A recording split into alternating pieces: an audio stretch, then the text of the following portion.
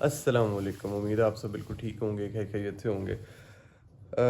अभी जो latest development हुई है, सुप्रीम कोर्ट के दो बेंचेस की, बल्कि एक कमेटी और मंसूर अली शाह साहब का बेंच है और चीफ जस्टिस की कमेटी है, जिनकी आपस में टसल शुरू हो चुकी है। ये इंतहाई खौफनाक है और हमारा जो मुल्क है ये जिस तरफ जा रहा है, ये तो बहुत ज़्यादा मुझे दुख के साथ ये न्यूज़ मुझे पता चली। मैं तो पिछले 3-4 दिन से मुझे टाइम नहीं मिला न्यूज़ देखने का, लेकिन जब मैंने अभी ये किसी ने मुझे लिंक भेजा, मैंने उस पर देखा, तो मेरा असल में प्लान भी था इस्लामाबाद जाने का। उन्हीं दिनों में मैंने इस्लामाबाद होना था, मेरा पहले एक केस था, तो मैंने सुप्रीम कोर्ट भी चक्कर लगाना था, लेकिन वो जो केस है वो रीलिस्ट हो गया, तो इसलिए मेरा प्लान कैंसिल हो गया। मैं सुप्रीम कोर्ट में लाइव ये चीज़ नहीं देख सका। लेकिन जो मुझे पता चला कि किस तरीके से मंसूर शाह साहब के बेंच ने कंटेम्प्ट का नोटिस इशू कर दिया है कि जी चीफ जस्टिस कंटेम्प्ट है। मंदो खेल साहब का बयान चल रहा था कि जी चीफ जस्टिस जो है वो बंदा बेंच बनाएगा जिसके ऊपर कंटेम्प्ट की प्रोसीडिंग्स चल रही हैं। तो ये इंतहाई खौफनाक डेवलपमेंट है। और मैं आपको एक बात बताऊं कि सबसे इम्पॉर्टेंट बात जो हमारे प्रोफेशन में है वो डिग्निटी है। जो बार और बेंच के बीच का रिश्ता है वो डिग्निटी पे बेस्ड है। जो बेंच के अंदर जो उनके मेंबर्स हैं उनका रिश्ता है वो डिग्निटी पे बेस्ड है। वो सेल्फ रिस्पेक्ट, म्यूचुअल रिस्पेक्ट पे बेस्ड है। बार मेंबर्स म्यूचुअल रिस्पेक्ट करते हैं। लेकिन मैं ये देख रहा हूँ कि जब से जस्टिस काजी फायज़ ईसा साहब, उससे पहले बंदयाल साहब ने भी कुछ हद तक इसमें पार्ट प्ले किया है कि जो है वो अपनी अथॉरिटी को डीरेल कराया एग्जेक्टिव के हाथों। तब से ये तमाम मामला शुरू हो गया, क्योंकि जो इंटरनल इनसिक्योरिटीज़ डेवलप हो गई हैं जजेस के दिलों में, वो insecurities basically lack of power की हैं, लैक ऑफ अथॉरिटी की हैं। और वो इसलिए कि ये अथॉरिटी उनके पास कॉन्स्टिट्यूशनली दी गई अथॉरिटी है और हमेशा से वो इन्जॉय कर रहे हैं। अब जो सिचुएशन बन चुकी है कि जी वो अथॉरिटी इन्जॉय करने से पहले उनको सोचना पड़ता है और उनको इम्प्लीमेंटेशन का सोचना पड़ता है। ऐसी सिचुएशन पाकिस्तान में कभी नहीं आई। हमारे यहाँ पे, मैं पहले भी इस पे बात कर चुका हूँ, बल्कि मुझे शायद मैंने एक किसी टीवी चैनल पे इंटरव्यू दिया जिस पे मैंने बात की थी कि हमारे यहाँ पे जब भी किसी को अपनी पावर मनवानी पड़ती है तो अदालत का ठप्पा चाहिए होता है।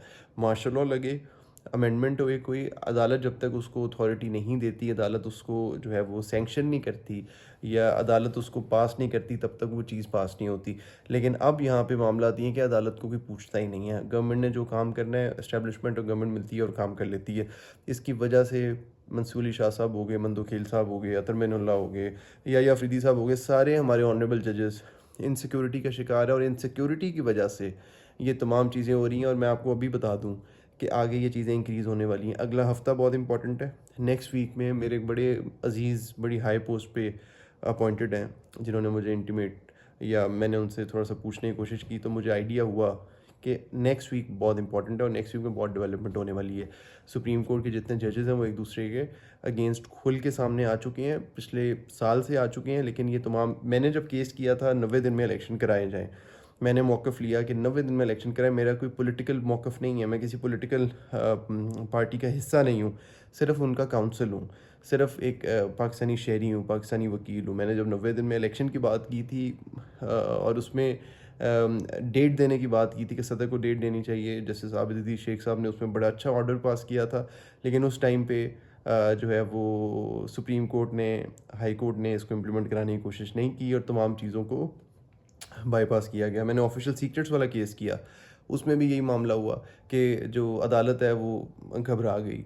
जब मैं हिम्मत कर रहा था, ये हमारे वकला भाई जो हिम्मत करते हैं, ये कोई भी एक political party rule of law के लिए हिम्मत करती है, तो जजेस को जब तक उसमें साथ नहीं देंगे तब तक ये इशू बनेगा।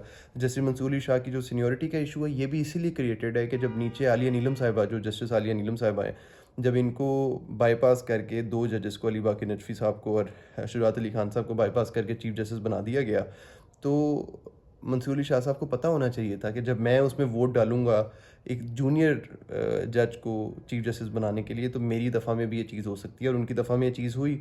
अब वो इतने इनसिक्योर हो चुके हैं और अदालत का माहौल इतना ख़राब हो चुका हुआ है कि चीज़ें मज़ीद ख़राब होने वाली हैं, बेहतरी की तरफ नहीं जा रही। तो उम्मीद है इससे हमें कुछ ना कुछ लेसन मिलेगा और हम लोगों को पता होगा कि एक दूसरे की डिग्निटी को, सेल्फ रिस्पेक्ट को और अदालत के डेकोरम को कैसे मेंटेन करना है। उम्मीद है आपको इससे कुछ ना कुछ लेसन मिलेगा। इसको फॉरवर्ड करें, शेयर करें, वीडियो पसंद आए तो लाइक करें। I will see you tomorrow at the same time 8:30 PM इंशाल्लाह। अल्लाह हाफिज़।